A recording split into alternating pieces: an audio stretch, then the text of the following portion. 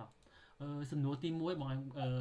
ចូលនិយាយពីខ្លួនឯងសិនមកនិយាយ presenter ពីបងឯងសិនមកតើបងឯងរៀននៅណាធ្វើអីបានសញ្ញាបត្រពីខ្លះហើយឥឡូវកំពុងធ្វើការអីពីខ្លះតាក់ទងជាមួយនឹងវិស័យអប់រំឬក៏ដូចជាភាសាបារាំងចង់និយាយចឹងណាតាក់ទងនឹងបាទដំបូងគេតោះបងតោះបាទអូខេជំរាបសួរបុនឈឿនបងឈ្មោះបណ្ឌិតភិរិទ្ធបងបញ្ចប់ការសិក្សាថ្នាក់បណ្ឌិតមកពីក្រុង Aix-en-Provence ហើយសាលាបងគឺសាលា Aix-Marseille Université អញ្ចឹងបាគូរបស់បងគឺបងចេញពី licence S lettres français មានអត្ថបញ្ញាបត្រអក្សរសាស្ត្រភាសាបារាំងបងតយក2ឆ្នាំទៅ Lyon 3ជំនាញអនុបណ្ឌិតផ្នែកវិទ្យាសាស្ត្រនយោបាយ La francophonie et mondialisation ហើយបងត2ឆ្នាំទៀតទៅលើអនុបណ្ឌិតផ្នែកអប់រំចប់ពីអប់រំនៅកង់ហើយបងក៏បកមក Aix-Marseille ជំនាញអក្សរសាស្ត្រអក្សរសិល្ប៍និងអក្សរសិល្ប៍និងនយោបាយសម្រាប់ការគ្រប់គ្រងវិស័យវប្បធម៌លើឆាកសម្ដែងនៅសម័យអាណានិគមបារាំងស្រុកទៅគឺតកតទៅនឹងអក្សរសាស្ត្រនិងអក្សរសិល្ប៍សម័យបារាំងបាទបងហើយសប្តាហ៍នេះគឺជា enseignant chercheur នៅស្រុកខ្មែរបងបង្រៀនភាសាបារាំងនៅ EFC ហើយនឹងនៅសាលាអន្តរជាតិ Paragon ហើយផ្នែក chercheur គឺបងបន្តការស្រាវជ្រាវទៅលើ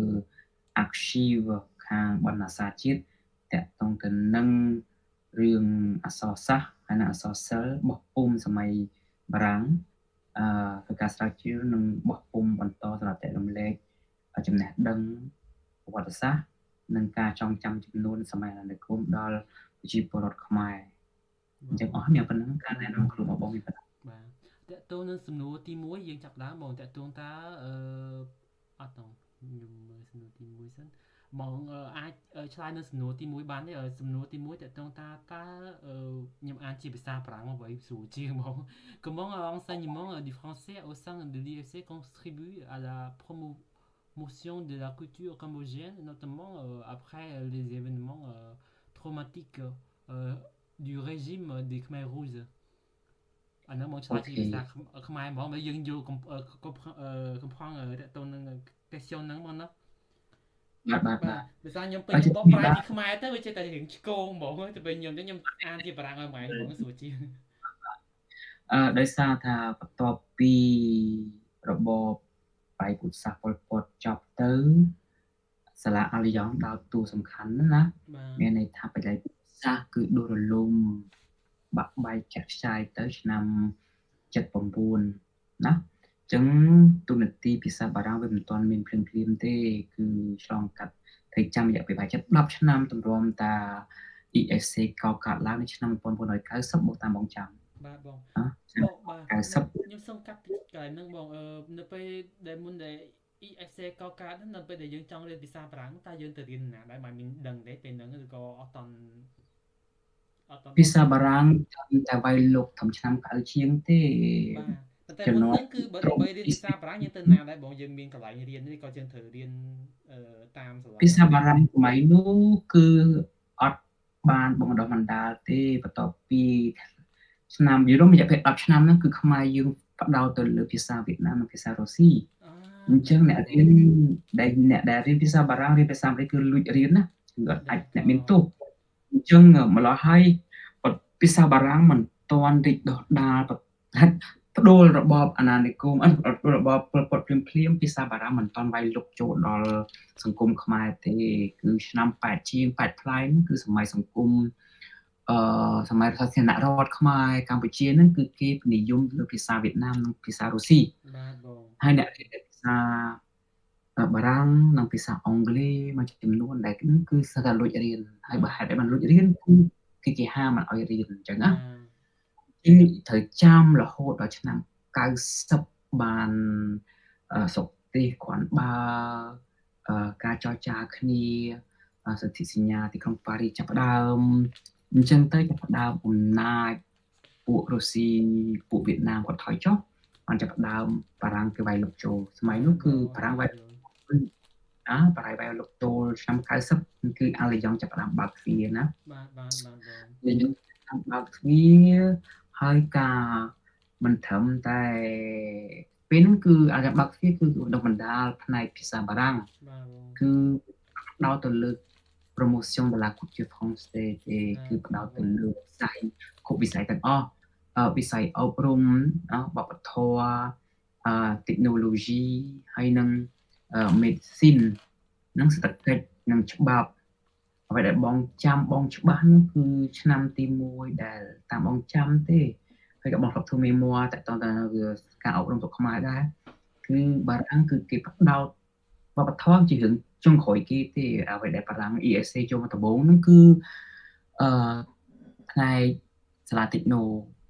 គឺ technology គេ បាទ technology គឺបើកសំណន់គ្នាជាមួយអាឡឺយ៉ង់ គឺអាឡឺយ៉ង់គឺជា complémentaire ដើម្បីឲ្យរៀន technology សាលា Techno បើកចេញបានរៀនភាសាបារាំង តែគាត់សុទ្ធតែចេះបារាំងបំប៉ន បាទ អូខេ អញ្ចឹងគឺគេផ្ដោតដំបូងគេគឺសាលា Techno ទេណាបងណា? បាទ Techno ពេទ្យ សេដ្ឋកិច្ច ហើយនិងច្បាប់ បាទបង គឺ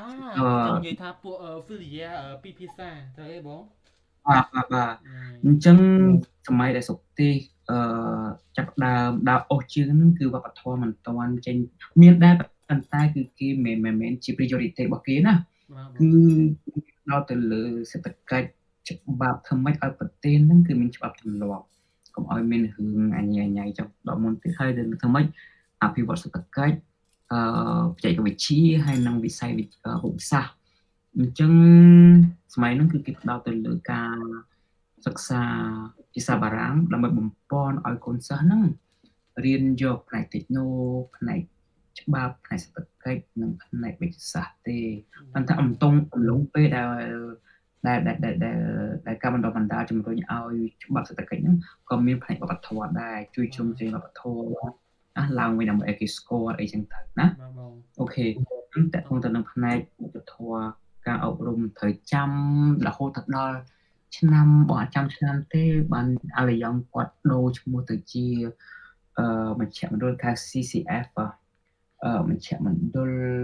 វប្បធម៌បារាំង បាទ ដំបូងឡើយគឺសាលា អាឡឺយ៉ង់ដំបូង គេចាំថាអាឡឺយ៉ង់ដំបូងគេ បាទ ហើយគាត់នៅឆ្នាំណាដែល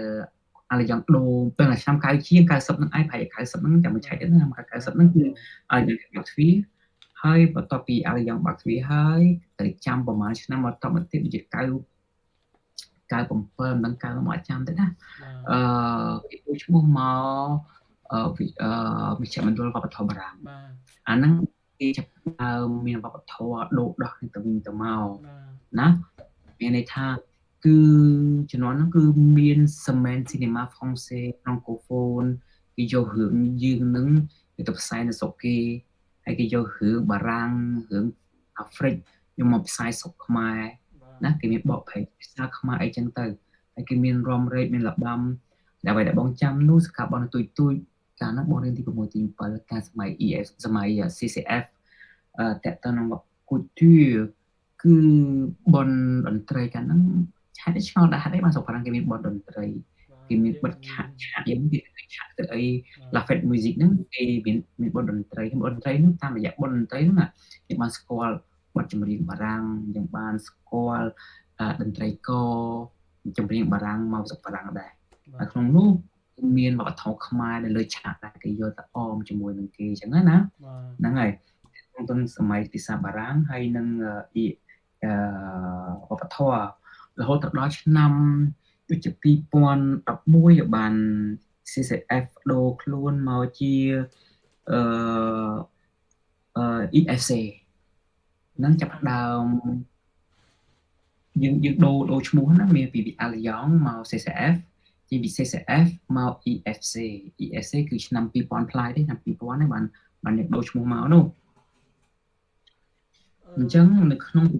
បាទសុំទោស បងអត់ទេបង បន្តទៀតបងអត់អីទេបង ខ្ញុំកំពុង note ទេទុកបង បាទ អញ្ចឹងម្ល៉េះហើយឆ្នាំ 2000 ប្លាយនោះ ចាំ verify ថែមទៀតណាអូន បាទបងអត់អី ខ្ញុំកំពុង note ទេទុក កន្លែងណាដែលអត់សូវច្បាស់ទេខ្ញុំបាក់សញ្ញាសួរបង ដើម្បីទៅពេលខ្ញុំយកទៅមើលទៅខ្ញុំដឹងថា កន្លែងហ្នឹងថ ត្រូវ verify សាប់ដើមវិញ បាទអញ្ចឹងណាគាត់ឲ្យសញ្ញាណទៅទេ បាទ ហើយឆ្នាំ2000ផ្លាយនោះណាគឺចាប់ផ្ដើម ESC ដើរតួសំខាន់ណាស់ក្នុងការបង្រៀនបារាំងហើយនិង promotion la culture cambodgienne ណា culture ចំពោះបងអត់ផ្ដោតទៅលើ promotion cultural ទេព្រោះ EFC ឥឡូវនេះមកបងនិយាយពីសម័យអន្តរកាលនេះណា បាទបង EFC មិនត្រឹមតែជួយជំរុញការអភិវឌ្ឍនិងការជួយជំរុញលើផ្នែកវប្បធម៌ទេ EFC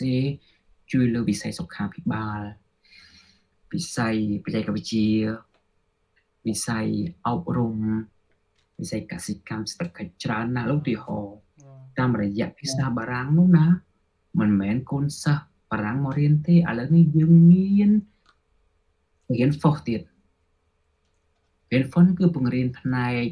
ភាសាបារាំងសម្រាប់ពួក medical ពួក pharmacy ឃើញទេបាទអញ្ចឹងតាមរយៈភាសាបារាំងនៅ ESC នេះគេបង្រៀនភាសាបារាំង ESC នេះគឺជួយ promote វិស័យ medical បាទបងវិស័យ pharmacy កូនសិស្សនៅរៀន ESC នេះគឺភាសាបារាំងផ្នែកច្បាប់សេដ្ឋកិច្ចគឺ filia economy និង filia droit ឃើញទេ promote តាំងពីវិស័យសេដ្ឋកិច្ចវប្បធម៌នយោបាយវិស័យ technology កូនសិស្សក៏យើងមានរៀននៅ ESC ដែរណា technology ហ្នឹងឯងណាយើងមានមកហើយយល់តាមសាកលវិទ្យាល័យធំៗមួយចំនួនគឺអាឡៃយ៉ង់ជាចំណុចកណ្ដាលគឺជា snow ដែលកូនសិស្សមករៀនបំពន់ណាហើយការកូនសិស្សរៀនបំពន់ហើយគឺតាមរយៈការសិក្សាភាសាបារាំងហើយគឺកូនសិស្សនឹងយកទៅ promote អភិវឌ្ឍវិស័យរៀងខ្លួនរបស់គាត់អ្នកដែលរៀនខាងសេដ្ឋកិច្ចគាត់យកទៅប្រើប្រាស់ខាងសេដ្ឋកិច្ចដើម្បីអភិវឌ្ឍសេដ្ឋកិច្ចស្រុកខ្មែររៀនច្បាប់អភិវឌ្ឍស្រាវជ្រាវផ្នែកច្បាប់ខាង techno គាត់ទៅរៀនខាង techno ស្រាវជ្រាវផ្នែក techno អភិវឌ្ឍឲ្យឡើងវិញហើយផ្នែកវប្បធម៌យើងមានសាលា Boza ណាមាន Boza គឺយើងរៀនចំណេះដឹងអាកេអូឡូខាងប្រាសាទខាងអីក៏មាន promote ដែរតាមរយៈការបណ្ដុះបណ្ដាលភាសាបារាំងនៅ EFC អញ្ចឹងបន្ទាប់ពីខ្មែររួចមកវាឆ្លងកាត់ដំណាក់កាលច្រើនឥឡូវបងនិយាយពីអន្តរកាលនេះគឺមិនភាសាបារាំងជាមួយនឹងការបណ្ដុះបណ្ដាលនិងការអភិវឌ្ឍជួយជ្រោមជ្រែងមិនត្រឹមតែវិស័យវប្បធម៌ទេវប្បធម៌សេដ្ឋកិច្ចច្បាប់ការអប់រំណាសិទ្ធិកសិកម្មលក្ខណៈបងណាហើយមិនត្រឹមតែទៀតនោះបងប្រាប់អ្វីដែលសំខាន់នោះយើងមាន Français diplomacy Français diplomacy ហ្នឹងគឺជួយបំពន់លើមន្ត្រីរាជការតាមក្រសួងស្ថាប័នគេបាទខ្ញុំឃើញគាត់មករៀននៅ ESC ក្រសួងឲ្យក្រសួងជាគាត់តែឬក៏មានជំនួយពីខាងឃើញទេអញ្ចឹងមានន័យថាវាអត់ដោតទៅលើវប្បធម៌សុទ្ធទេតាមរយៈភាសាបារាំងនោះគឺ promote គ្រប់វិស័យទាំងអស់បងណាគ្រប់វិស័យទាំងអស់គឺវាចូលមក ESC ទាំងអស់អ្វីដែលសំខាន់មួយទៀតនោះសំខាន់បំផុតគឺវិស័យការពារសន្តិភាពលើពិភពលោកគឺពួក Casse Bleue យើងមានបញ្ជូនគ្រូយើងណាយើងមានបញ្ជូនគ្រូយើងទៅបង្រៀនពួកទាហាន Casse Bleue មុននឹងចេញមីសយ៉ុងទៅអាហ្វ្រិកទៅអីនោះឃើញទេមិនត្រឹម promote cultural ទេយើង promote ដុល្លារពេទៀតអត់បាទបងតែតង់ទៅនឹងសន្តិភាព Casse Bleue នោះពួកនឹងចេញទៅមីសយ៉ុងទៅចេះភាសាបារាំងណាអញ្ចឹងភាសាបារាំង ES នឹងជួយជំរុញច្រើនណាស់ដូចបងលាក់ចង់រៀបរាប់ឲ្យហើយគឺគ្រប់វិស័យអញ្ចឹងអត់ផ្ដោតទៅលើបញ្ហាវប្បធម៌តែមួយទេជាទូទៅគ្រូដែលទៅបរៀនពួកគាត់គឺត្រូវចេញពីសាលា ESC ទេហ្មងតែបងបាទ ESC ដែលស្អី Integration Bilateral ជាមួយស្ថានទូតស្ថានទូតគេអញ្ជើញគ្រូយើងទៅបង្រៀននៅខាងសាលាថ្មបងឃើញទេមាន promote តែហើយមានមួយទៀតគឺតាក់ទងចូលរួមលើវិស័យការពារនិងបណ្ដុះបណ្ដាលលើនគរបាលផ្នែកគេហៅ security interior ណាខាងសន្តិសុខផ្ទៃក្នុងគឺប៉ូលីសមួយចំនួនរៀន ESC ដែរណា ខាងប៉ូលីសខាងវិស័យការពារអនិច្ចជនការពារសុខភាពប្រឆាំងនឹងសុទ្ធខ្លាំងៗក៏គេមានមករៀននៅនឹងដែរអញ្ចឹងដូចបង list ទេមកហើយមិនត្រឹមយើងផ្ដោតភាសាបារាំងជាមួយនឹង promouvoir culturel ហ្នឹងគឺតូចទេប៉ុន្តែ ESA ទូនាទីកណ្ដាលគឺវាប៉ះពាល់ទៅលើគ្រប់វិស័យសឹងតែទាំងអស់ដែល ESA បងគិតថាសំណួរទី1បងឆ្លើយបានប៉ុណ្ណឹងមកក្បាយបងបានត្រឹមបានច្រើនហើយយើងចូលដល់សំណួរទី2តកតូនជាមួយតើESA ហ្នឹងគាត់មាននីតិយ៉ាងដូចម្ដេចក្នុងការបញ្ជ្រាបភាសាបារាំងខ្ញុំប្រាប់ពាក្យ transmission ហើយបញ្ជ្រាបភាសាបារាំងទៅក្នុងប្រទេសកម្ពុជាបន្ទាប់ពីរបបខ្មែរក្រហមដួលរលំដូចបងនិយាយប្រាប់ខាងលើមិញអញ្ចឹងហើយតើអាហ្នឹងវាវិវត្តយ៉ាងម៉េចខ្លះចឹងនិយាយថាមានការវិវត្តមិនខ្លះបងបន្ទាប់ពីមុនដល់ឥឡូវពីមុនវាមិនឥឡូវវាមិនចឹងនិយាយចឹងណាប៉ុន្តែហ្នឹងខ្ញុំគិតថាសំណួរហ្នឹងដូចជាសំណួរដែលបងឯងឆ្លើយពីមុនហើយចឹងពីមុនគឺមានតែត្រឹមបរិញ្ញាសិស្សតិចនិចទេណាបងណាបាទមានមកជាធម្មតាសំណួរនេះដងស្អិតបាទសំណួរហ្នឹងនេះអាចឌូបបាទឌូបថែមបាទនេះក៏មិនអាចថែមអីតិចក៏បានតែខ្ញុំគិតថាសំណួរហ្នឹងដូចជាមួយសំណួរមុនមិញអញ្ចឹងណាបងឆ្លើយទៅបងរៀបរាប់ទៅវារៀងហួសសំណួរនោះទៅវាចូលសំណួរនេះវិញចង់និយាយអញ្ចឹងបងធម្មតាកាលណាជាងសំណួរវារើដងស្អូនគេប្រើរើដងគឺឆ្លើយទីចុះទីហ្នឹងគឺវានៅនឹងឯងដល់ណាអញ្ចឹងធម្មតាវាមានអាចឆ្លើយបាន exact ទេបាទចឹងបងឯងអាចថែមតិចតួចបានហ្នឹងឬក៏គិតថាអាចយកចម្លើយដែលបងឯងឆ្លើយមិញដល់មកថែមទៀតបានបាទថែមមានអូនទូនាទីក្នុងការបញ្ជ្រាបក្នុងការបញ្ជូនភាសាបារាំងទៅតាមទូនាទីរបស់វានៅអាឡៃយ៉ងហ្នឹងគឺទូនាទីសំខាន់ណាស់ក្នុងការបញ្ជ្រាបភាសាបារាំងឬក៏តាមរយៈភាសាបារាំង ESA ជាមានទូនាទីច្រើនជាកន្លែងបណ្ដុះបណ្ដាលទូនាទីបញ្ជ្រាបណាគឺមានទូនាទីរបស់គាត់គឺជាកន្លែងបញ្ជ្រាបគឺទី1គឺកន្លែងបណ្ដុះបណ្ដាលភាសាបារាំងតាមរយៈបណ្ដុះបណ្ដាលគឺបញ្ជ្រាបចំណេះដឹងឲ្យកូនសិស្សមិនតែកូនសិស្សទេយើងបញ្ជ្រាបទៅលើមន្ត្រីរាជការក្រៅពីការបញ្ជ្រាបចំណេះដឹងគឺជាកន្លែងមួយជាកន្លែងសិក្សាកូនសិស្សមករៀនសូត្រមកស្រាវជ្រាវនៅបណ្ណាល័យណាក្រៅពីកន្លែងរៀនគឺកន្លែងសិក្សាគឺយើងអាចមកកូនហ្វេរ៉ង់ឧទាហរណ៍តាមលក្ខបាទទីជាកន្លែងជួបគ្នារឿងស្ថាន professional គ្នាបាទបងក៏បានបងធីរិនអឡូបងអឡូបង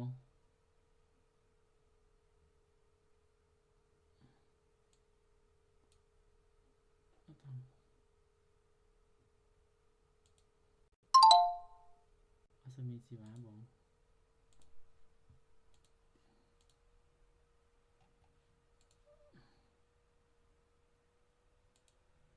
ស៊ីវ៉ា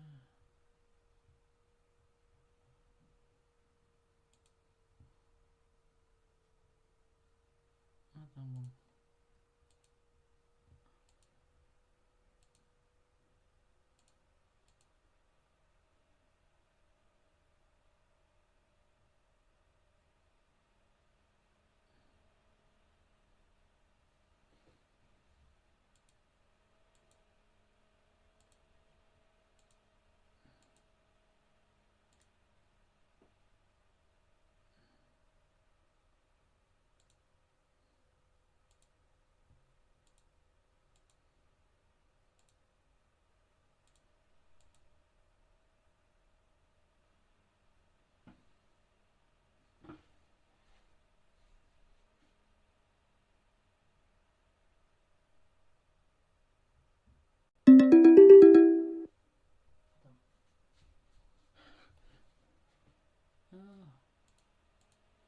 និយាយថា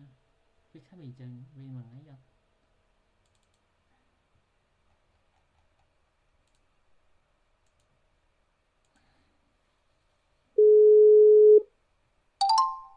Haloបង Alo ổn mà vậy? បាទមកឃើញពេលនៅមួយថ្ងៃអឺពេលនៅមួយថ្ងៃវាអត់មានបញ្ហាអ៊ីនធឺណិតដល់ពេលខណៈដល់ពេលសម្ភាសភ្លាមវាចាប់ដល់មានបញ្ហាអ៊ីនធឺណិតចាប់មែនហើយប្រាំងងាយទេរឿងអ៊ីនធឺណិតរឿងអីងាយដាច់ងាយញ៉ៃញ៉ៃទេមកឃើញវាចឹងវាសាំងឯង អា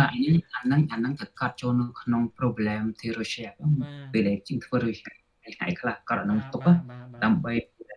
ក្នុងបាក់ problem ពី អាហ្នឹង problem problem យល់ ខ្ញុំកត់ទុកដែរបងអាហ្នឹងអង្គអ៊ីនធឺណិតមួយទៀតជាមួយនឹង rendezvous អីខ្ញុំកត់ទុកទាំងអស់បងខ្លះយើង perfect ហើយ បាទ តោះមកបកមកសំណួរទី2វិញណា បាទបង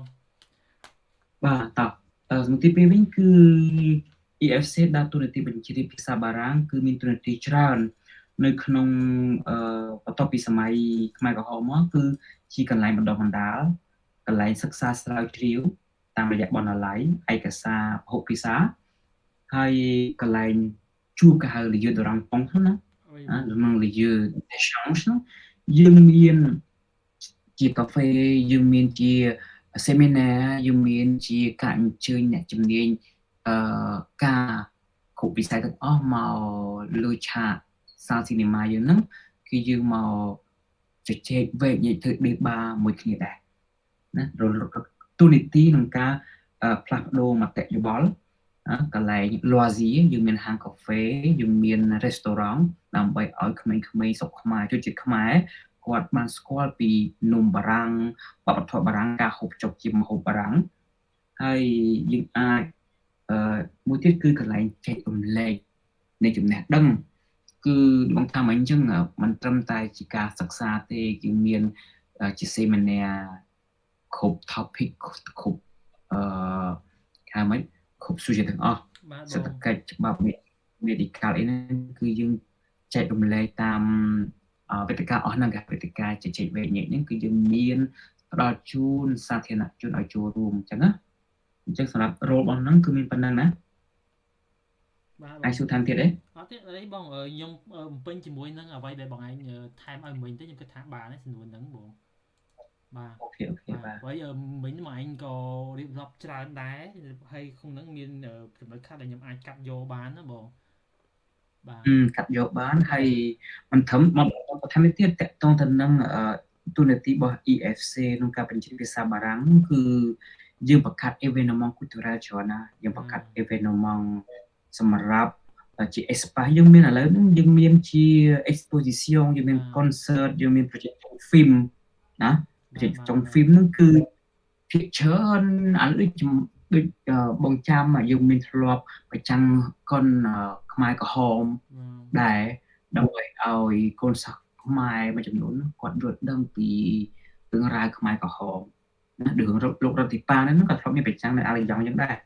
អញ្ចឹងតាមរយៈសាលស៊ីនេម៉ាហ្នឹងឯងដែលអាចបញ្ជ្រាបវប្បធម៌មេម័រស្រុកខ្មែរឲ្យ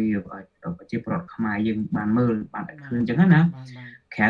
កន្លែង cultural ហ្នឹងគឺយើងមាន gallery យើងផ្ដល់ជូនឲ្យ artistic អ្នកសិល្បករអ្នកគំនូរហ្នឹងគាត់គូអីបញ្ចេញចំណេះដឹងស្នាដៃរបស់គាត់តាំងជូនសាធារណជនមើលអញ្ចឹងណាអញ្ចឹងតកតងទៅនឹងទូនាទីគាត់បានច្រើនសម្រាប់ក្នុងវិស័យវប្បធម៌ការអប់រំណាបណ្ដុះបណ្ដាលភាសាបារាំងដល់ពិសិដ្ឋមិនតែដល់ពិសិដ្ឋទេគឺជាកន្លែងបណ្ដុះបណ្ដាលបន្តដល់គ្រូទៀតណាគ្រូភាសាបារាំងក៏ ESC ជួយ form ដែរអញ្ចឹងណាមានប៉ុណ្្នឹងអូនអស់ហើយណាគឺទី2តោះយើងចូលដល់សំណួរទី3ក្នុងនាមបងជាគ្រូតើបងបានបញ្ចូលនិយាយថាការសន្ទនាអន្តរវប្បធម៌នៅក្នុងមេរៀនភាសាបារាំងរបស់បងដោយរបៀបម៉េចចង់និយាយថាដោយយ៉ាងណាហើយខ្ញុំខំព្យាយាមបកប្រែជាខ្មែរដើម្បីឲ្យវាស្រួលតែបងយល់ជាភាសាបារាំងតែខ្ញុំបើនិយាយសន្ទនាជាភាសាខ្មែរទៅខ្ញុំចេះចង់បកវាទៅពេលបកទៅចេះចូលតើបងសកម្មភាពទាំងអស់ហ្នឹងបានជួយដល់សិស្សកុំនិស្សិតឲ្យយល់ច្បាស់ពីវប្បធម៌រវាងបារាំងនិងកម្ពុជាបានដោយរបៀបណាខ្លះបងគិតថាឯងយល់អ្វីដែលខ្ញុំសួរជាខ្មែរជាយាមផ្លាយឲ្យវាតាម ហ្នឹងហើយក្នុង musical តាមរយៈបញ្ជ្រាបណាគេហៅសមាហរណកម្ម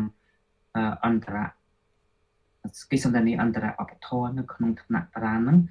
យើងមានមធ្យោបាយច្រើនឲ្យកូនសិស្សខ្មែរហ្នឹងយល់ហើយកូនសិស្សបរទេសបារាំងហ្នឹងក៏យល់ពីខ្មែរដូចគ្នាដែរឧទាហរណ៍ថាយើងបញ្ជ្រាបធ្វើសមាហរណកម្មអន្តរវប្បធម៌ធ្វើម៉េចឲ្យយើងយល់គេយល់យើងពាក្យថា dialogue culturel គឺជាការសន្ទនាផ្លាស់ប្ដូរវប្បធម៌គ្នាឲ្យគេយល់ពីយើងយល់ពីគេធ្វើទៅកុំឲ្យឆ្គងបាទបងអញ្ចឹងណាឧទាហរណ៍ថាបារាំងគេចូលចិត្តនិយាយធ្វើអីក៏ដោយសុំគេនិយាយពាក្យ s'il vous plaît បាទឃើញទេបាទជាពលសាស្ត្រគេអូខេឲ្យតែសុំអីនិយាយ s'il vous plaît បាទនេះទៅហើយតកតងទៅនឹងវប្បធម៌ទៀតបារាំងគេធ្វើ bisou ខ្មែរសាពះឃើញទេអញ្ចឹងកូនញ៉ាំហ្នឹងគឺអត់ bonjour ដោយវាឆ្កងវាយករៀនបារាំងយូរមកវាឈប់និយាយ bonjour វាឈប់និយាយខ្មែរវាឈប់សាពះហើយវាមក bisou ឯងវាអត់ទៅរួចទេអញ្ចឹងអ្នកថានិយាយ bonjour ក៏វានៅសាពះដែរដៃកូនសិស្សវានៅសាពះមានថាវាយល់មានថា bisou ក៏បារាំងគេធ្វើ bisou ខ្មែរសាពះផ្ទុយពីកូនខ្មែរមកវិញកូនសិស្សបារាំងតែរៀនខ្មែរនោះរៀនតែគាត់ជាសាពះខ្មែរគេ bisou គ្នាទេបាទយ៉ាងណាវប្បធម៌ខ្មែរគឺសាពះគឺជាចំណុចកណ្ដាលឃើញទេអញ្ចឹងយើងឆ្លើយឆ្លងយើងយល់ពីគ្នាតើបង្រៀនតាមមេរៀនតាមវីដេអូហើយគេយល់គ្នាតើវប្បធម៌មួយគេមានលក្ខណៈយ៉ាងម៉េចឲ្យគ្នាយល់ទៅវិញទៅមកមិនត្រឹមតែយល់ពីវប្បធម៌បារាំងវប្បធម៌ខ្មែរទេតាមក្នុងថ្នាក់ពេលខ្លះក៏យើងអញ្ជើញកូនសិស្សហ្នឹងឲ្យវាមកចូលស្ដាប់វិធីការចែករំលែកវប្បធម៌តើបារាំងគេចូលចិត្តអីបារាំងចូលចិត្ត exposition ឲ្យតែមាន événement culturel បារាំងចូលចិត្តណាស់តែប៉ុន្តែនឹងវប្បធម៌ហើយក្នុងអក្សរសិល្ប៍អំណានយើងនាំគុណសិស្សថាបារាំងគេចូលចិត្តអីកាលណាបើយើងមានមិត្តភ័ក្តិបារាំងយើងចូលសង្គមបារាំងយើងដឹងថាបារាំងគេចូលចិត្តអីណាមិនមែនសុខចិត្តតុកស៊ីទេបារាំងគេចូលចិត្តអានសភៅបារាំងគេចូលចិត្តមើលកុនបារាំងចូលចិត្តមើលពិព័រណ៍អញ្ចឹងពេលដែលមានអីបណ្ដោះហ្នឹងយើងអញ្ជើញកូនសិស្សឲ្យទៅមើលដែលអរិយ៉ាងគេរៀបរាប់បញ្ជ្រាបថាអ្នកបារាំងគេចូលចិត្តបែបនេះស្ទាយបែបនេះអញ្ចឹងគេយល់ពីយើងគុណសិស្សខ្មែរធ្វើអត់ឆ្កងទេពេលដែលយើងយល់ពីធ្វើសហរមណកម្មជាមួយនឹងគេហៅថាកិច្ចសន្ទនា dialogue culturel នោះឃើញទេមិនបងនឹងទេដើម្បីចែករំលែកឲ្យកូនសិស្សយល់បាទបងយើងចូលដល់សំណួរ4មកណាសំណួរហ្នឹងឆ្លើយតបដល់ឯងចង់បានណាបាទបងខ្ញុំយល់បានខ្លះដែរអាហ្នឹងកន្លែងហ្នឹងខ្ញុំកត់ទុកកន្លែងណាដែលខ្ញុំអត់យល់ខ្ញុំព្យាយាមមើលតទៀតអាហ្នឹងតែអីខ្ញុំតន់បងអ្វីអ្វីដែលអញលើកឡើងគឺត្រូវហើយគឺបងព្យាយាមបញ្ជ្រាបពីខ្លះយើងនិយាយជាភាសាខ្មែរទៅថាtradition ខ្លះយើងអាចបកប្រែម៉ូទៅម៉ូបានប៉ុន្តែculture នោះគឺអាចបកប្រែបានទេបងត្រូវទាមការយល់បាទដូចបងលើកឡើងទៅណារឿងសាពះហើយនឹង bisou មិញហ្នឹងបងបាទយើងបើយើងប្រែជា bisou ខ្មែរយើងបើយើងប្រែ bisou ថើបចប់បដ ாய் ចប់បាទមានតែភិនតែផាយថើបទីចប់មកបាទហើយមួយទៀតតាមកិច្ចសន្ទនាអន្តរវប្បធម៌ហ្នឹងណាតាមមេរៀនចំនួនឲ្យយើងយល់ថាបារាំងគេញ៉ាំ fromage ណាគេញ៉ាំនំប៉័ង baguette ហើយគេមានតំណងរបស់គេលេខ13ហ្នឹងបារាំងគេអត់ចូលចិត្តទេគេ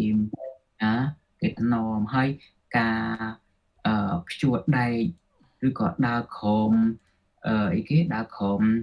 ចដាឬក៏បើកឆាប់នៅក្នុងផ្ទះក៏គិតតំណងគេយល់ឲ្យខ្មែរយើងធ្វើអីកុំឲ្យឆ្កងវប្បធម៌គេមានថាស្រុកណាក៏មានតំណងរៀងខ្លួនដែរកន្លែងណាសយកន្លែងណាហេងគឺយើងប្រាប់កូនសិស្សខ្មែរយើងឲ្យយល់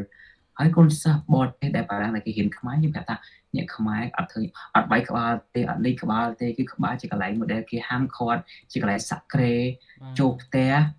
ទៅដល់បើជើងចូលវត្តទៅដោះមួក អញ្ចឹងយើងផ្ដល់ជា espace មួយយ៉ាងលោកឲ្យគេយល់ពីវប្បធម៌វិញទៅមកហ្នឹងហើយដែលបងចង់បរិញ្ញានៅក្នុងថ្នាក់ហ្នឹងឯង អ្វីមួយដែលខ្ញុំផ្ទាល់ខ្លួនឯងដែលខ្ញុំធ្វើអត់បានពេលខ្ញុំមើលបារាំងគឺអារឿងញ៉ាំអីលឺនឹងហ្មងគឺអត់ត្រឡប់សោះបងអើយខ្ញុំនិយាយមែនខ្ញុំធ្លាប់តែយើងនៅនោះការណាតាំងគុយទាអាស៊ីអាទិកមានថាកាលណាយើងញ៉ាំលឺមានថាយើង appreciate ម្ហូបនឹងដូចពួកជប៉ុនញ៉ាំហត់លឺចិនអញ្ចឹងហើយពួកកូរ៉េហ្នឹងពួកថៃអីហ្នឹងក៏ដូចគ្នាដែរដល់ពេល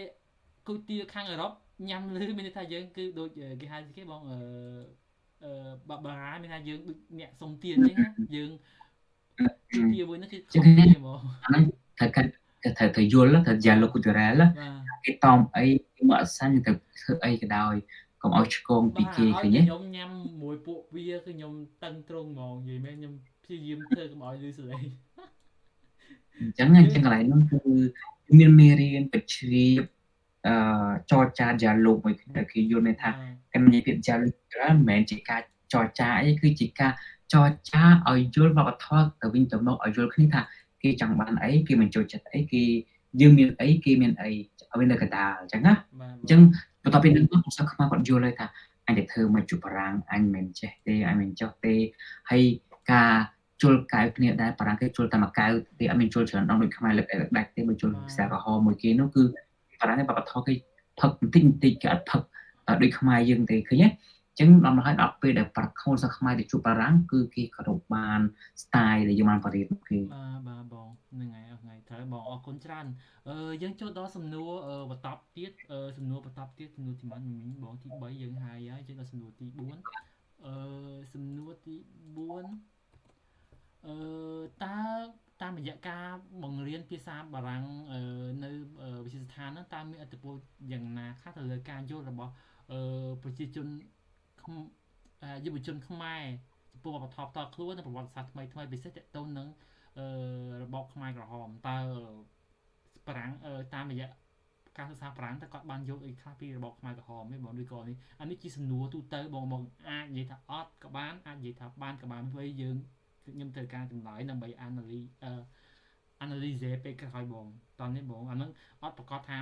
តតែឆ្លើយ V បាននេះទេបងចង់និយាយចឹងណាបងអានោះភាសាបងធ្វើក្នុង domain ហ្នឹងទៅបងអត់ស្ទើរបានប្រើភាសាបារាំងដើម្បីរំលឹកដល់របបខ្មែររូទេប៉ុន្តែសម្រាប់អ្នកដែលធ្វើក្នុង domain culture និង domain cinema អាហ្នឹងគាត់ច្បាស់ជាឆ្លើយ V ហើយពេលគាត់បង្កើត exposition ទៅទៅនឹងរបបខ្មែរក្រហមឬក៏បង្កើត position ទៅនឹងខ្មែរក្រហមបងមកយល់ខ្ញុំនិយាយបាទតោះតាមរយៈសិក្សាភាសាបារាំង EFC ហ្នឹងវាជួយទៅលើវាមានអត្តពលដែរវាមានអត្តពលណាវាមានអត្តពលលើការគិតណាគេហៅ perception ការគិតការសម័យដល់ប្រជាជនកម្ពុជាជាក្មេងៗផ្នែកបឋមនិងផ្នែកប្រវត្តិសាស្ត្រពីច្រើនគឺការអានការស្រាវជ្រាវតាមរយៈភាសាបារាំងមកនិយាយពីកម្រិត niveau B1 B2 ឡើងទៅណាវាអាចមើលរឿងអាចមើល documentary ទៅក្នុង documentaire ហ្វីម documentaire ហើយ documentaire ភាគច្រើនគឺសរសេរជាភាសាបារាំងនិយាយភាសាបារាំង degree ជាភាសាបារាំងឃើញទេអញ្ចឹងតាមរយៈ YouTube ការស្រាវជ្រាវរបស់ជនបរទេសមួយចំនួននោះដែលភាគច្រើនបារាំងគាត់ធ្វើនោះតាមរយៈរៀនបារាំងនៅ EFC ក្មេងៗមានចំណេះដឹងបងនិយាយពី niveau B1 ឡើងទៅលើអត់និយាយពី A1 A2 ទៅណានិយាយពី B1 ខ្ញុំយកកន្លែងហ្នឹងបើចង់មានន័យថាដោយសារ document ខ្លះគឺគាត់គេធ្វើជាភាសាបារាំងអញ្ចឹងដើម្បី access ទៅ archive អស់ហ្នឹងគឺការតែគាត់មានun bon niveau de la langue française តែគេបងបាទគាត់ទុកខ្ញុំអញ្ចឹងមានថាអង្គសេ perception គឺมันអាច niveau A1 A2 បានទេមិនត្រឹមតែមើលជារូបភាពបាន exposition តាមរូបភាពតាមអីហ្នឹងណាអាហ្នឹងអាចយល់ណា degree ទូចយល់ប៉ុន្តែឲ្យយល់ស៊ីជម្រៅ perception ស៊ីជម្រៅតតែ niveau បង niveau ផងសេจากពី B1 ឡើងទៅគាត់អាចស្រាវជ្រាវគាត់អាចយល់ពីសម័យខ្មែរក្រហមបាន ស្អីដែលឫសគល់ដើមចមនៃសម័យខ្មែរក្រហមកើតមានឡើងតោះណាហើយជំនាញ B ដូចសេអាងឡើងទៅគេឈានទៅដល់អាណាលីថាខ្មែរក្រហមផ្ដល់សោកនាដកម្មអីខ្លះណាពាក់សិទ្ធិក្នុងថ្ងៃក្រោយតែវាអាចរេពេតឡើងវិញទេគ្មានដែលមានបងនិវត្តន៍គេច្បាស់ជាមិនអោយសម័យហ្នឹងរេពេតឡើងវិញទេតាមរយៈការអាណាលីលើ capacity ចាប់ពី B đưaឡើងទៅលើ CA គឺកូនសិស្សហ្នឹងគាត់មាន capacity មួយ perception មួយគឺទស្សនវិស័យការគិតរបស់គាត់គឺមិនចង់ឲ្យមានកើតឡើងទេដោយសារគឺគាត់យល់ពីឫសគល់ដើមចមនិងភាពឈឺចាប់នៅសម័យខ្មែរក្រហមណាឃើញទេអញ្ចឹងម្ល៉េះហើយតាមរយៈភាសាបារាំង EFC នេះយើងជួយកូនសិស្សមួយភាគច្រើនដែលគាត់រៀនចេះបានច្រើនទៅគាត់យល់ពីដើមចមនិងយល់ពីពិសោធនកម្មសម័យខ្មែរក្រហមបានច្រើនតាមរយៈបងនិយាយតទៅខ្ញុំសូមកាត់តិចបងតទៅជាមួយនឹងកន្លែងបងនិយាយថាពួកគាត់បានដឹងច្រើនខ្ញុំចង់សួរតទៅនឹងការបង្រៀនមិនមានសិស្សដែលគាត់មកពីសាលាតទៅជាមួយនឹងខាងរូហ្វាបងគេហៅស្អីខាងគាត់ធ្វើការជាមួយនឹងវត្ថុបុរាណគេហៅស្អីនឹងបាទអាគីអូឡូហើយខាងអាគីអូឡូហ្នឹងគឺពួកគាត់ធ្វើការជាមួយនឹងសំណៅឯកសារចាស់មានសិស្សច្រើនដែលមកពីខាងហ្នឹងផ្នែកហ្នឹងមាននេះបងឬក៏អត់សូវសម្បូរទេខាងពួកអាគីអូឡូចំពោះបងខាងពួកអាគីអូឡូមិនសូវផ្ដោតទៅលើខ្មែរក្រហមទេពួកអាគីអូឡូគឺផ្ដោតទៅលើ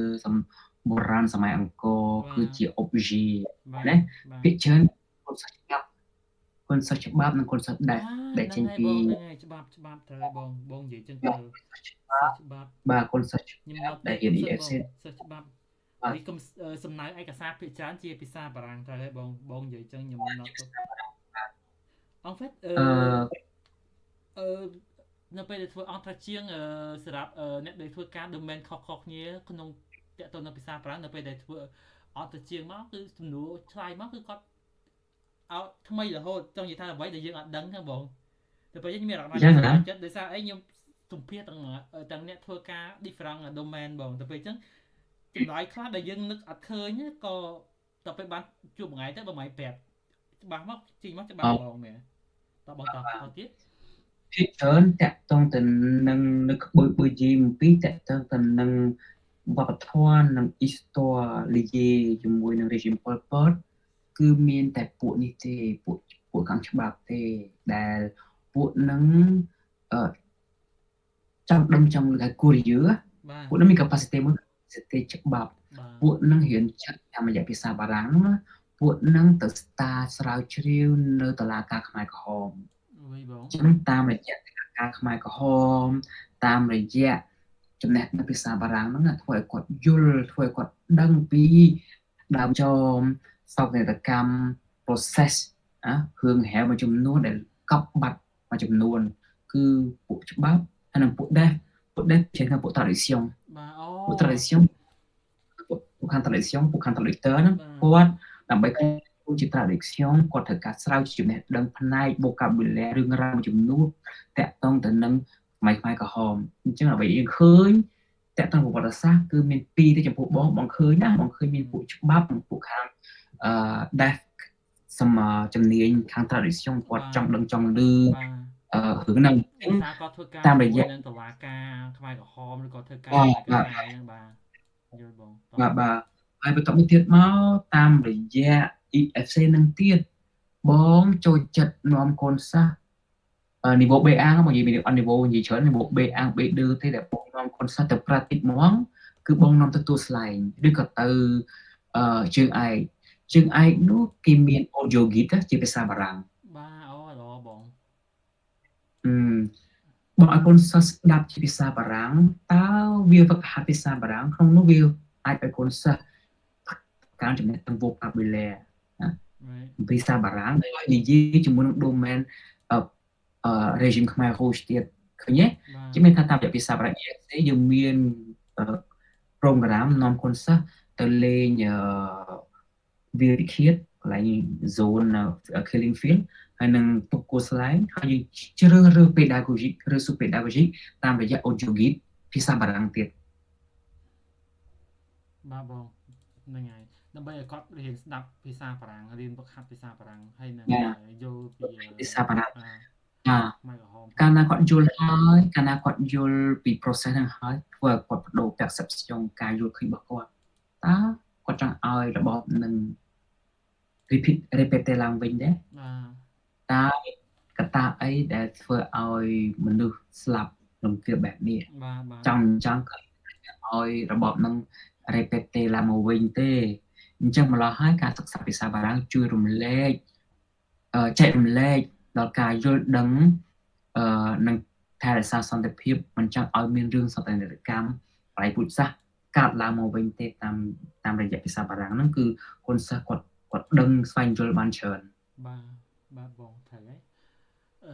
អរគុណច្រើនបងខ្ញុំជើងចូលដល់សំណួរបន្តទៀតសំណួរទីប្រហែលមើលបងអត់ត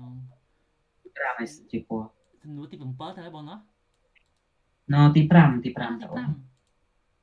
បាទទី4ទី5អត់តខ្ញុំគិតថាលឿនមិញស្មានដល់ទី7ហើយមិញអូខ្ញុំអូសខ្មៅមកឈឹបទៅដល់ទី7ទី5ឡើយតើបាទទី5តោះសំណួរទី5ព្យាយាមរកពាក្យវិទ្យាស្ថានបារាំងរៀបចំកម្មវិធីឬព្រឹត្តិការណ៍ជាច្រើនតើព្រឹត្តិការណ៍ឬកម្មវិធីណាដែលចង់និយាយថា specific ថាជាក់លាក់ដើម្បីលើកទឹកចិត្តយុវជនខ្មែរយើងហ្នឹងឲ្យអនុវត្តភាសាបារាំងនិងនឹងចូលរួមទៅដល់គេហៅថាការផ្លាស់ប្ដូរវប្បធម៌រវាងបារាំងនិងខ្មែរតើបងអាចឧទាហរណ៍បានទេតើតើនឹងសកម្មភាពណាបាទតាមនៅ ESC យើងមាន program ច្រើនណាបងលើកដែល3លើក2ទៅបានទេបង2បានទេណោះ2 3មិនតាមបានយើងមានឥឡូវដូចជាយើងមានកម្មវិធី Bla Bla Coffee ជជែកកម្សាន្តនៅ Bistro យើងហ្នឹងគេមាន anime ពួក From Volunteer គេមករៀបចំហើយមួយថ្ងៃមុន From Volunteer បងណោះបាទគេមកធ្វើការជាមួយ ESC យើងហ្នឹងគេ run program ហ្នឹង Bla Coffee ហ្នឹងគឺនាំគ្នានិយាយជជែកពិភាក្សាចែករំលែកវប្បធម៌គ្នាទៅវិញទៅមកតាមរយៈភាសាបារាំងហើយជួយជំរុញឲ្យកូនសិស្សចេះ practice ភាសាបារាំងដែរបាទនោះមួយទៅហើយមួយទៀតតើតើការខ្ញុំនៅធ្វើការហ្នឹងខ្ញុំគិតថា bla bla ហ្នឹងគឺធ្វើឡើងដោយតាក្រុមការងារផុនមេយ៉ាតិចទេបងអូខេបាទតែឥឡូវមេយ៉ាតិចនិងកំឡុងតែខាង BSC គេចូលរួមមួយគ្នាគេធ្វើផ្លាស់ប្ដូរក្នុងឡងទាកម្ពុជាខ្ញុំគាត់សំដងអូខេបាទកម្មវិធីបន្តទៀតតាមផ្លាកការហ្នឹងហើយយើងមានគង់គួរអេឡូកង់យើងទៅចាប់តែជាមួយទឹកមុនណាគង់គួរអេឡូកង់ហ្នឹងកូនសិស្សគេហៅថាវេទិកាបញ្ចេញមតិជាសាធារណៈនោះណាសិល្បៈក្នុងការបញ្ចេញជាសាធារណៈនោះឲ្យកូនសិស្សគាត់ពីវេទិកាគាត់និយាយភាសាបារាំងយើងហើយមានរង្វាន់ឲ្យគាត់ទៀតណាអញ្ចឹងលើកទឹកចិត្តឲ្យគាត់ចូលរួមបែបហ្នឹងយើងមានបងមានដឹងទេដូចជាបានទៅសាលាពេទ្យមិនដឹងសាលាអីមិនដឹងវាមានលេខ1លេខ2លេខ3បងអាចចាំច្បាស់ដឹងថាវាមានច្រើនណាក្នុងវេទិកាមតិសាធារណៈហ្នឹងហើយយើងមានប្រឡងចម្រៀងទៀតដូចជាមួយអាទិត្យមុនគេតឹមតាហើហើយកូនសិស្សមិនត្រឹមតែអនុវត្តជាភាសាបារាំងក្នុងការនិយាយនឹងការអីទេគឺសូម្បីតែវប្បធម៌ហ្នឹងក៏ផ្ដល់ជាឱកាសឲ្យកូនសិស្សដែលចូលចិត្តវប្បធម៌ច្រៀងលេងសប្បាយហើយប្រកួតយករង្វាន់ទៀតឡើងលើឆាកខ្ញុំផ្ដល់ជាឆាកហើយគាត់ពង្រឹងតាំងភាពក្លាហានពង្រឹងតែភាសាបារាំងបាទបងគាត់ថាបងលើកតាមប៉ុណ្ណឹងបានណាបានបងបានទេបងខ្ញុំថតនេះទុកសិនថតអ្វីដែលខ្ញុំពង screenshot កម្មវិធីដែលមកនិយាយមិញនៅក្នុង website ផងវិទ្យាស្ថានបារាំងពេលខ្លះបងនិយាយចឹងទៅមាន audio ហើយខ្ញុំត្រូវការ visual ទៀតខ្ញុំព្យាយាម screenshot ទុកឲ្យហើយពេលយើងដាក់ចូលទៅក្នុង memoir យើងទៅយើងបាន visual ហើយស្រាច់ចឹងបងបាទfile តបទៅឲ្យអញ្ចឹងបានទេបាទបងត្រូវហើយខ្ញុំអាចបន្ថែមបានទៅជាមួយនឹង conference ណា conference សាលាពេទ្យនឹងអាចយើងមាន conference យើងមាន seminar ដែរទៅយើងអាចគុនសិស្សតាមភាសាស្រាវជ្រាវគាត់អាចមកចែករំលែក បាន បាទបងខ្ញុំ ខ្ញុំផ្ដល់ជំ ចូល រាប សិន ថា បាទ គាត់ហ្នឹង support បាទ គាត់ច្រើនណាស់ ខ្ញុំសុំសំណួរមួយទៀតតាក់ទងសំណួរទី6មកណោះតើខ្ញុំចាប់ដើមសំណួរទី6បាទ ក្នុងនាមជាអ្នកជាអ្នកច្រឡំក្នុងនាមជាគ្រូបង្រៀនឬក៏សាស្ត្រាចារ្យបង្រៀនហ្នឹងតើបងយកឃើញយ៉ាងម៉េចដែរចំពោះការសិក្សាបារាំងដែលមានឥទ្ធិពលទៅលើឱកាសវិជ្ជាជីវៈរបស់សិស្សយើងហ្នឹងយ៉ាងដូចបណ្ដាច់នៅពេលអនាគតហ្នឹងតើបងឲ្យលើកឧទាហរណ៍ជាក់ស្ដែងបានទេតកតងនឹងអតីតសិស្សដែលបានគាត់រៀនភាសាបារាំងទៅស្រាប់តែគាត់បានទទួលអត្ថប្រយោជន៍ពីភាសាបារាំងពីមុនគាត់អត់ចេះទេតែពេលគាត់រៀនបារាំងទៅគាត់គេនិយាយថាគាត់បើកឱកាសក្នុងវិស័យវិជ្ជាជីវៈគាត់ហ្នឹងឲ្យល្អជាងមុនចង់និយាយចឹងបងខ្ញុំព្យាយាមបងព្យាយា បា ម ទ ថាទិវា បាទ ភ្លា ជំ ម រាប ៗហ្នឹងពិបាក បាន មែនទេ គឺផ្ដល់ នៅក្នុងតាមរយៈភាសាបារាំងគឺផ្ដល់ឱកាសមាសដល់កូនសិស្សដែលគេរៀនភាសាបារាំងចេះពិតប្រាកដហើយផ្ដល់ទ្វារឆ្ពោះទៅរកអនាគតថ្លៃថ្លារបស់គេដែរគឺយើងឃើញមានឧទាហរណ៍ណាឯកឧត្តមរដ្ឋមន្ត្រីកាត់រិទ្ធរដ្ឋមន្ត្រីក្រសួងយុទ្ធភ័ពគាត់ francophone តា បា គាត់ ទ រៀនបារាំងចេះគាត់ត Filia គាត់ទៅដល់ Master សុខបារាំងហើយនឹងខ្លាយទៅជារដ្ឋមន្ត្រីក្រសួងយុទ្ធភ័ពសេរីគ្នាគាត់អ្នកនាំពាក្យក្រសួងយុទ្ធភ័ពសត្វជាអ្នកចេញពីមជ្ឈដ្ឋានការបណ្ដុះបណ្ដាលភាសាតាមរយៈភាសាបារាំងហើយលោកជំទាវភឹងសក្កណារដ្ឋមន្ត្រីក្រសួងវប្បធម៌សិតតែអ្នក francophone ចេញបណ្ដុះបណ្ដាលចេញពីអ្នក francophone ដែរអ្នកជាភាសាបារាំងដែរអ្នកបកប្រែឲ្យសម្ដេចនាយករដ្ឋមន្ត្រីសិតតែអ្នកចេះបារាំងដែរឃើញទេអញ្ចឹងផ្ដល់ឱកាសច្រើនឲ្យពេទ្យ engineer នោះសិតតែបណ្ដុះបណ្ដាលតាមរយៈភាសាបារាំងអញ្ចឹងពួកគាត់រៀនបារាំងចប់គឺទទួលបានការងារល្អៗដូចករណីបងជាដើមឧទាហរណ៍បងរៀនបារាំងចប់បងចេះភាសាបារាំងបងធ្វើជាគ្រូនៅអាឡយ៉ង់គឺជាសាលាដែលបងធ្លាប់រៀនពីមុនបងមិនដែលគេថាបងធ្វើការកន្លែងបងជាកូនសិស្សទេបងធ្លាប់បង្រៀននៅក្នុងថ្នាក់បងដែលបងជាកូនសិស្សแล้วបងជាគ្រូបងមានការងារត្រឹមត្រូវណាបងខ្លាចទៅជាប្រធាន department ភាសានៅសាលាអន្តរជាតិ Paragon ឃើញទេអញ្ចឹងការងារធំៗមួយចំនួនគឺភាសាបារាំងជួយជុំជ្រែងបើកឱកាសដល់ក្មេងៗដែលរៀនភាសាបារាំងចាស់ហ្នឹងគឺគាត់មានឱកាសការងារធ្វើការបានច្រើនមកគាត់ថាបងឲ្យឧទាហរណ៍ប៉ុណ្ណឹងបានណាបានបងត្រូវហើយខ្ញុំកំពុងស្ដាប់មកតាយើងចូលដល់សំណួរបន្តទៀតបងគឺសំណួរទី7សក់3នៅសក់4សំណួរទៀតបងសំណួរទី7សួរថាតើមានតើអ្វីទៅជាបញ្ហាចម្បងដែលការបង្រៀនភាសាបារាំងឬក៏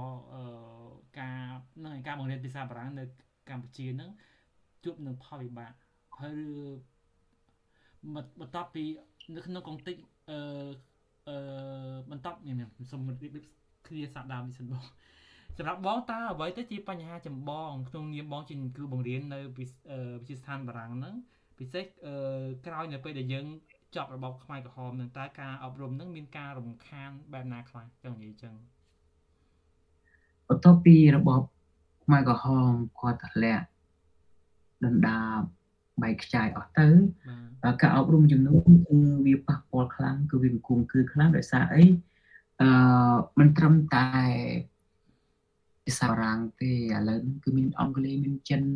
មានកូរ៉េមានជប៉ុនច្រើនកូនសិស្សរៀនច្រើនគឺអត់ផ្ដោតទៅលើភាសាបារាំងទេអ្វីដែលយើងខំប្រឹងខ្លាំងជាងគេនឹងគឺរក្សាឲ្យមានគុណភាពសម្រាប់ភាសាបារាំងដើម្បីវាយលុកទីផ្សារការងារអញ្ចឹងម្ល៉េះហើយបងចង់ប្រាប់ថាក្នុងជាគ្រូបារាំងគឺវាហត់នឿយក្នុងការទប់ធ្វើម៉េចឲ្យភាសាបារាំងនៅតែមានប្រេសក្នុងស្រុកខ្មែរបាទបងនិយាយថារៀនភាសាបារាំងឲ្យស្រួលងាយយល់ស្ដាប់បាននិយាយបានកុំឲ្យវាខ្លាចជាភាសាមួយអញញ៉ៃដែលកូនសិស្សអត់ចង់រៀនភាសាពិបាកពេកធៀបជាមួយអង់គ្លេសព្យាយាមសាមញ្ញឲ្យកូនសិស្សយល់ហើយកូនសិស្សស្រឡាញ់ភាសាបារាំងច្រើនឃើញទេយើងយកវប្បធម៌យើងយកអីមកនិយាយហើយលើកថ្កុំថ្កើងពីថា លើកសំខាន់ភាសាបារាំងដើម្បីឲ្យសាធារណជនគាត់ដឹងថាភាសាបារាំងមានតួនាទីអីខ្លះ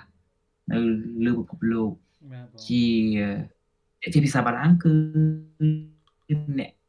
បណ្ដុះបណ្ដាលស្រុកបារាំងបានឃើញទេអ្នកចេះបារាំងអាចធ្វើការស្រាវជ្រាវជាភាសាបារាំងតាមអ៊ីនធឺណិតបានឃើញអត់អញ្ចឹងអ្វីដែលសំខាន់គឺព្យាយាមឲ្យកូនសិស្សស្រឡាញ់ភាសាបារាំងហើយនឹងរៀនភាសាបារាំងថែមទៀតបាទបងខ្ញុំសុំសួរបកតិចបងតើតើជាមួយនឹងអ្នកសម្រាប់បងឃើញថាអ្នកដែលរៀនភាសាបារាំងហ្នឹងមានការកើនឡើងឬក៏មានការថេសម្ពីមួយឆ្នាំទៅមួយឆ្នាំវាអត់កើនទេហើយប៉ុន្តែក៏វាក៏អត់ថយដែរវានៅថេចង់និយាយចឹងណា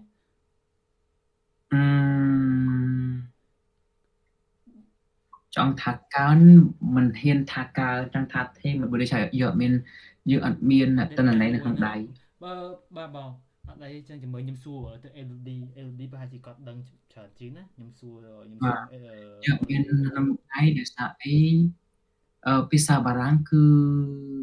រៀនច្រើនឃើញហេតុតែបានថារៀនច្រើនដោយសារសាលាឯកជនគឺបើកគ្រប់ដែរបាទបងនិយាយណាគឺថាហេតុអីបានថាភាសាបារាំងបងអត់ហ៊ាននិយាយថាអីដោយសារបងអត់មានតួលេខក្នុងដៃថាតើវាកើនមិនកើនប៉ុន្តែបងមាន evidence បងមាន témoignage តាមរយៈសាលាឯកជនប្រសិនបើអ្នកភាសាបារាំងកើនទេមិនមែនមានសាលាឯកជននៅក្លេអាំពីគេបើកទឹកភ្លុកដីទទួលបានកូនសិស្សច្រើនទៀតមិនត្រឹមតែ ESA តែម្នាក់ ESA មិនមែនជា monopol ទីផ្សារភាសាបារាំងសាលាបារាំងគឺមានឯកជនតែឥឡូវវិញ monopol ទៀតទេបងមានសាលាក្លេមានសាលាpolyvalent បាទអញ្ចឹងតាមរយៈនេះហើយដែលបងយើងអាចនិយាយសាលាបាក់ទូគាត់ហ្នឹងបាទអញ្ចឹងតាមរយៈហ្នឹងហើយបងគិតថាវាកើនឡើងបងអត់និយាយពីតួលេខប្រហែល10000នាក់ទេគឺបងទាញអំណះអំណាងតាមសាលាឯកជនកើនអញ្ចឹងណាហ្នឹងហើយបងនិយាយត្រូវតោះខ្ញុំចូលដល់សំណួរបន្តទៀតសំណួរទី8យើងសល់3សំណួរទៀតបងខំប្រឹងបាទងុយគេងឯងម៉ោង9ម៉ោងម៉ោងហ្នឹងឯងគេស្មាននេះមិនអីសត្វបាទធម្មតាម៉ោង10ទេបាទតើសាលាសាលាអាយ៉ងនោះវិទ្យាស្ថានបារាំងហ្នឹងគាត់មានសហការជាមួយស្ថាប័នអប់រំឬក៏ស្ថាប័នវប្បធម៌ណាខ្លះទៀតនៅក្នុងប្រទេសកម្ពុជាដើម្បីពង្រឹងការបង្រៀនភាសាបារាំងនិងផ្លាស់ប្ដូរនៅអន្តរវប្បធម៌ដែរឬទេតើបើមានតើដំណើរការវាយ៉ាងម៉េចដែរបងសម្រាប់បងហ្មងណាតោះតាក់ទងទៅនឹង collaboration ជាមួយខ្ញុំសូមឲ្យយកតាក់ទងនឹងស្ថាប័នអប់រំចុះអន្តរវប្បធម៌អានេះខ្ញុំចាំសួរបងcomment ឌីអូខេបងដើម្បីកុំឲ្យវាឲ្យបងឯងគិតច្រើនថាច្រើនចឹងខ្ញុំចង់ឲ្យម៉េចសំខាន់ទៅលើ educative ចុះគឺទីរ៉ៃអានេះចាំខ្ញុំនិយាយជាមួយបងបរិនឬក៏ខាងគឺទីតាមរយៈគ្រឹះស្ថានអប់រំយើងបានចូលរួមជាមួយ ESA ចូលរួមជាមួយគ្រឹះស្ថានច្រើនណាស់ទាំងវិស័យឯកជនវិស័យរដ្ឋបាទខ្ញុំសូមវិស័យរដ្ឋមុនមកបងwhich is អីគេខ្លះបងវិទ្យាស្ថានអប់រំមួយរដ្ឋINE ខាងអប់រំយើងធ្វើជាមួយនឹងឧត្តមសិក្សារាល់ឧត្តមសិក្សាស្រុកខ្មែរតាំងពី INE តាំងពី DEF PAPP យោបាច្បាប់សេដ្ឋកិច្ចសាលាពេទ្យយើង collaborate ជាមួយគ្នាបាទបងសាលាពេទ្យដឹកមក ESA ធ្វើសភៅពេទ្យជាភាសាបារាំងទៀតអូខ្ញុំអត់ដឹងសោះខ្ញុំសុំ note ទេបងខ្ញុំសុំ note ទេនៅទុកសិនអញ្ចឹងយើង collaborate ជាមួយនឹងវិស័យរដ្ឋបានច្រើនបាទមានឥឡូវនេះសាលាពេទ្យស្នើសុំឲ្យ ESA ធ្វើសភៅពេទ្យបង្រៀន First ពេទ្យជាភាសាបារាំងគឺធ្វើការមានថាយើងបង្កើតមិនមែនជា Français Général ទេជា Français Médical ទាំងសាលាពេទ្យ Français specific បាទយើងមានតួនាទីមួយជាប្រូក្រាមជាភាសាបារាំងចូលឲ្យសាលាពេទ្យគឺយើងចូលរួមមួយគេចូលរួមមួយសាលាពេទ្យឃើញទេយើងមានគ្រឹះស្ថានអប់រំ9 10នៅក្នុងភ្នំពេញហ្នឹងគឺយើងចូលរួមច្រើននឹងវិស័យឧត្តមសិក្សាវិស័យសិក្សាថ្នាក់ជាតិទូទៅ យើងចូលរួមជាមួយនឹង Class B Language យុវដ្ឋានបណ្ដុះបណ្ដាលភាសាបារាំងថ្នាក់2ភាសាយើងបានចូលរួមជាមួយនឹងគ្រូបើកបណ្ដុះបណ្ដាលគ្រូនៅតាមខេត្តតាមខេត្តហ្នឹងហើយផ្ដល់ជាសភៅផ្ដល់ជាគ្រឿងថាម៉េចជាសម្ភារៈឧបទេសសម្រាប់ឲ្យគ្រូគាត់បានយកទៅប្រើប្រាស់នៅតាមខេត្តបាទមានអីទៀតទេបងទៅសាលាឯកជនមិញមានការពីអ្វីៗរៀបរាប់មានឯកជនមានខាងអីគេខ្លះដែលឯកជនឃើញមានសាលាជាតិមួយចំនួនដូចសាលា Paragon ហ្នឹងគឺត្រៀម MOU ជាមួយ ESC ហើយឃើញទេហ្នឹងហើយសាលា Paragon International ហ្នឹងគឺពួកកំពុងតែត្រៀម MOU គេហៅថាកិច្ចសន្និបាតការជាមួយគ្នានឹងជាមួយនឹងសាលា Paragon ហើយមានសាលាឯកជនមកទេបងពេជ្រមានសាលាប្រហែលទៀតដូច2 3 4ទៀតយើងមានចូលរួមមួយទៀតដែរបាទសម្រាប់ព័ត៌មានតកតនទិន្នន័យហ្នឹងបើសិនបើបងមានពេលក្រោយបងអាចផ្ញើខ្ញុំតាម Telegram បានបងដោយសារអីខ្ញុំឧទាហរណ៍បើមានណាជា file អីក៏បានដែរដើម្បីខ្ញុំដាក់ជា reference ចូលទៅក្នុងdossier របស់ខ្ញុំបងបងមានស្អីក៏បងមានជាឯកសារអីដែលអាចផ្ញើខ្ញុំបានក៏បានដែរមិនផ្ញើខ្ញុំមកខ្ញុំដាក់ជា reference ពេលយើងដាក់ជាប់ memoir បងខ្ញុំដាក់បងមានបន្តទៅជាផ្លូវការបងមាន ESC ជា draft ESC ហៅ MOU ជាមួយនឹងសាលាអន្តរជាតិហ្នឹងប៉ុន្តែមានជា draft ទេយើងអត់ទាន់ចេញជាផ្លូវការទេឃើញទេយើងឯកសារបែបនេះតើដោយសារបងថប់បរិញ្ញាគ្រូនោះគឺបរិញ្ញាទាហានទេតែបងផ្នែកទាហានទៅអត់បងខ្ញុំចាប់បានទេបើបងមានជាឯកសារណាដែលតាក់ទងជាមួយនឹងភាសាបារាំងឬក៏អូតួហ្នឹងក៏បងអាចផ្ញើខ្ញុំបានដែរខ្ញុំដាក់ចូលទៅក្នុងនេះណាអរគុណច្រើនបងហើយខ្ញុំអត់តាន់ចប់ថាខ្ញុំប្រាប់ឲ្យខ្ញុំខ្លាចខ្ញុំភ្លេចចឹងណាបងបាទខ្ញុំសុំសួរទៅនឹងសាលា Paragon ហ្នឹងមកហើយបានគាត់ជឿទៅភាសាបារាំងចង់និយាយថាបារាំងគាត់ជឿទៅសាលាដាក់ភាសាបារាំងចូលទៅក្នុងភាសាបងដោយសារថាស្រុកខ្មែរយើងអាចផ្ដាច់ខ្លួនជាភាសាបារាំងទេមានន័យថាគេមានម៉ែជីដូនជីតាគេធ្វើពេទ្យអ្នកច្បាប់រដ្ឋមន្ត្រីឃើញទេហើយពួកអស់របស់គាត់ដែរគឺភាសាបារាំងអញ្ចឹងគាត់ដាក់កូនមកសាលាឯកជនក៏ប៉ិតមែនប៉ុន្តែដោយសារស្នេហា amour de la langue française នោះគេអាចនឹងជំរុញឲ្យគាត់រៀនបារាំងដើម្បីផ្ដល់ឱកាសចេញទៅស្រុកបារាំងបាទអូខេក៏មានបងប្អូនមួយនៅបារាំងអញ្ចឹងក៏អញ្ចឹងបាទពីច្រើនគឺសម័យមុនគឺអ្នករដ្ឋមន្ត្រីអ្នកដឹកនាំមន្ត្រីរាជការមួយគឺសតនៈ elite សម័យប្រាំងបាទអញ្ចឹងស្រុកបារាំងគឺជា image មួយ des elite សម្រាប់ក្មេងៗសម័យហ្នឹងដែលគាត់ថាតាគេធ្វើពេទ្យធ្វើរដ្ឋមន្ត្រីធ្វើមន្ត្រីរាជការជាភាសាបារាំងបាទគេចង់រៀនភាសាបារាំងទៅបាទយល់បងយល់អូខេយល់អាហ្នឹងមួយខ្ញុំនឹកទេទុកសិន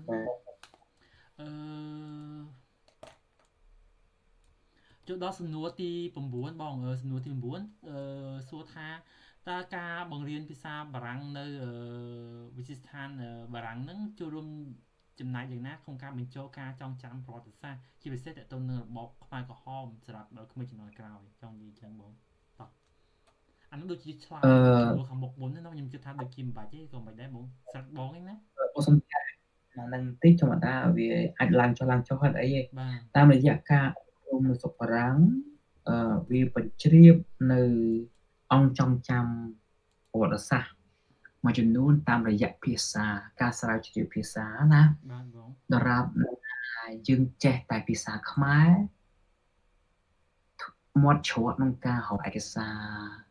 ថាទៅរកត្រីចុះរកឯកសារយោងវាបានតែចេះអង់គ្លេសក៏តិចតែបើយើងចេះភាសាបារាំងមាត់ច្រកក្នុងការស្រាវជ្រាវឯកសារការយល់ដឹងគឺលំហហ្នឹងគឺវាធំធេងឧទាហរណ៍ក្មេងៗបងនិយាយពួកច្បាប់ដែរតើចុះចាប់ពីពួក B អាង B ឌឺទៅអានអត្ថបទយើងយល់គាត់អាចស្រាវជ្រាវទៅលើរឿងរ៉ាវខ្មែរក្រហមបានតាមរយៈ website តាក់សេគាត់អាចសុំហេតុអីបានជាអញ្ចឹងអ្នកនិពន្ធធំ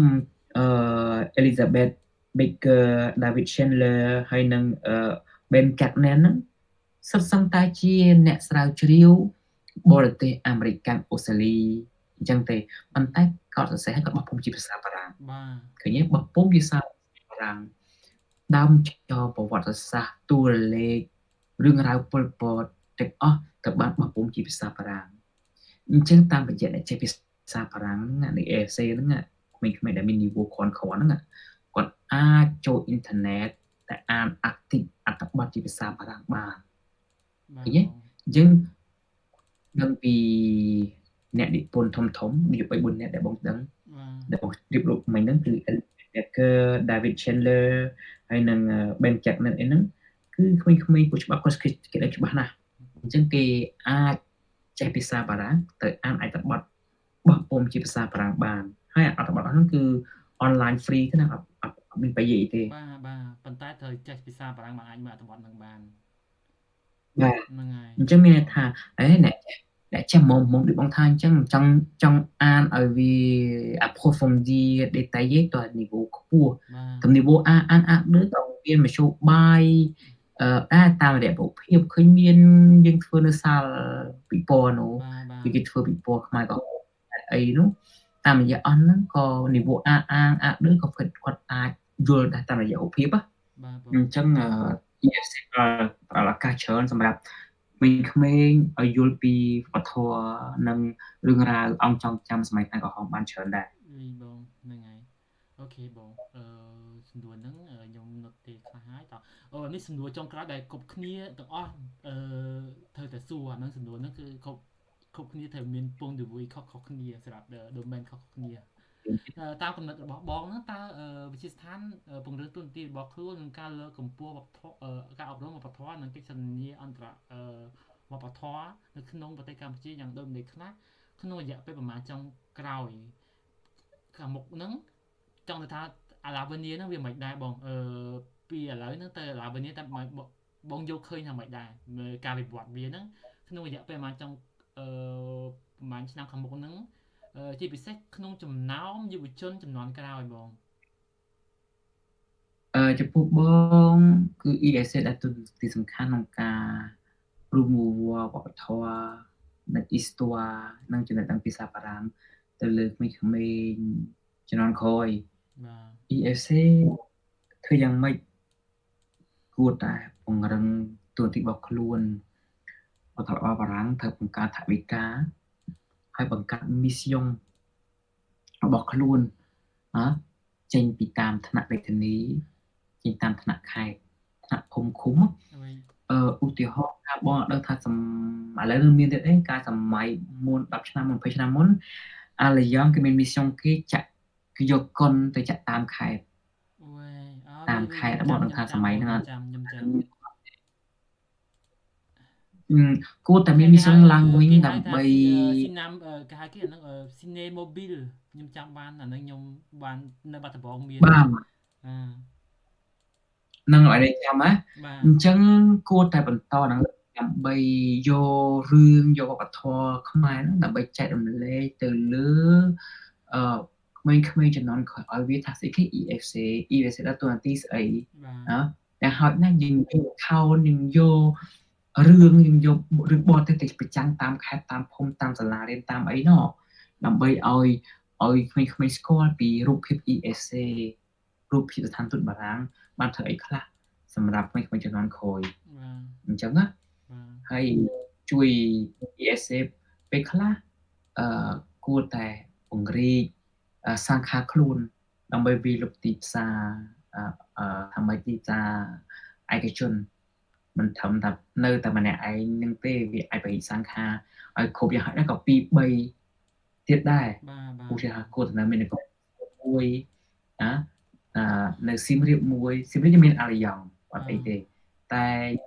បង្កើតហើយមួយទៀតនៅភ្នំពេញហ្នឹងគួរតែបង្កើត ESC ឲ្យបាន2កន្លែងឬក៏3កន្លែងខ្ញុំគិតដែរវាគួរតែមាន2កន្លែងមានមួយកន្លែងដែលនៅ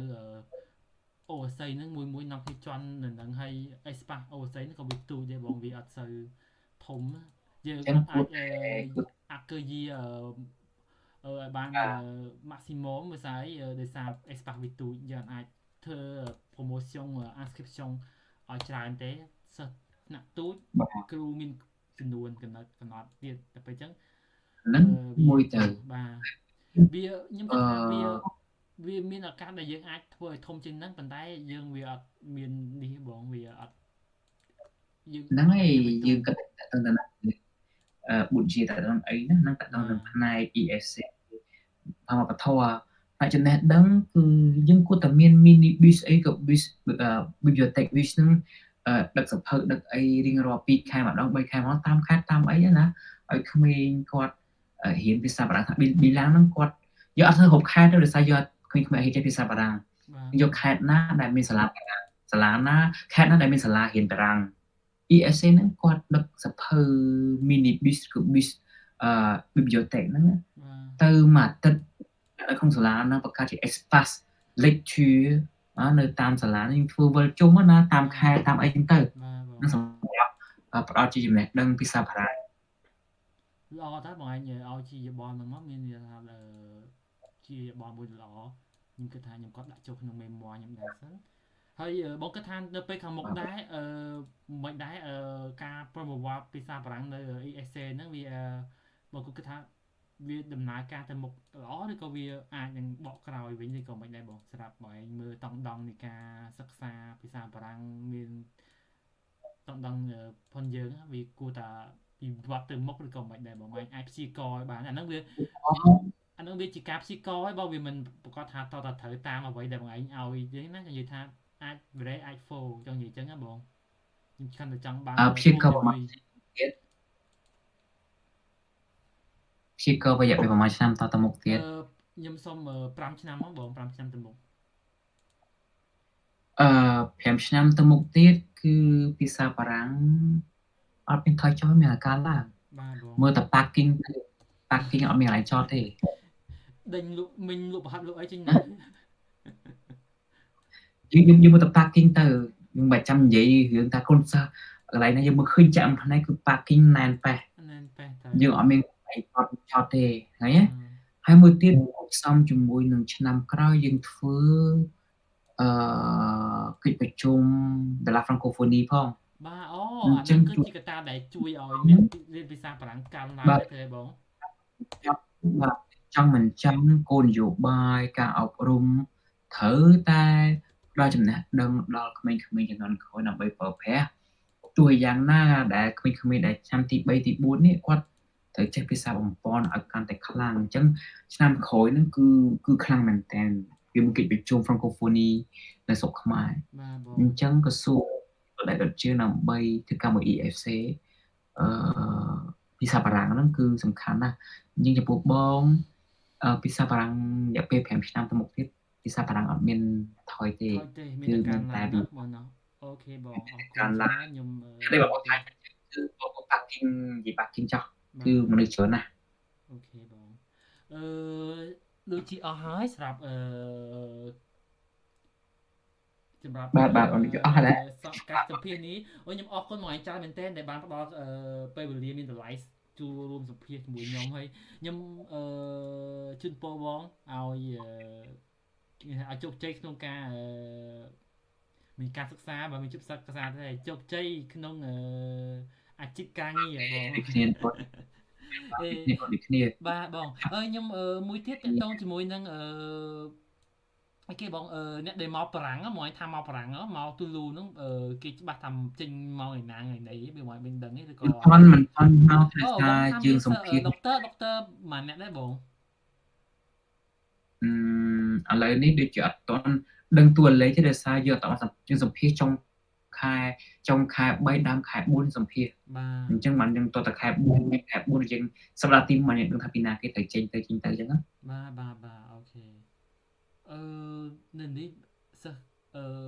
communication មានតែខ្ញុំមួយមកពីខ្មែរហ្នឹងអត់មានសោះអាស៊ីអត់សាលាដៃទទួលពួក communication ទេមានតែខ្ញុំមួយណារៀងមានអារម្មណ៍ថាសង្កត់ចង្អាប់ដែរបើតែឯងទេបងគឺជីវិតវិស័យជីវិតរស់នៅយើងនៅតែអា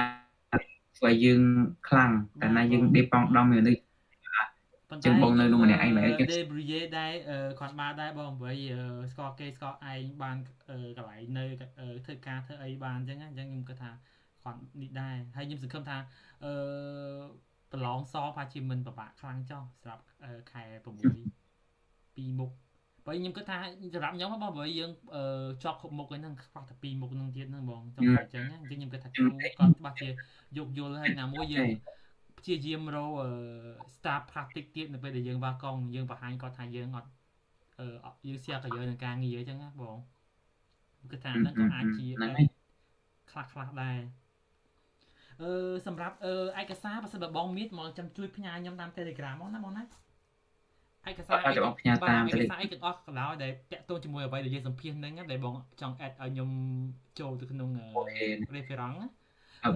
ឡូវបង10ហើយខ្ញុំមានតែជម្រាបលាបងហើយជូនពរបងសុខភាពល្អណាបងបាទអរគុណលោកធានណាអូនអរគុណច្រើនជម្រាបលាបងអូន អរគុណច្រើនសុខសប្បាយបងជម្រាបលា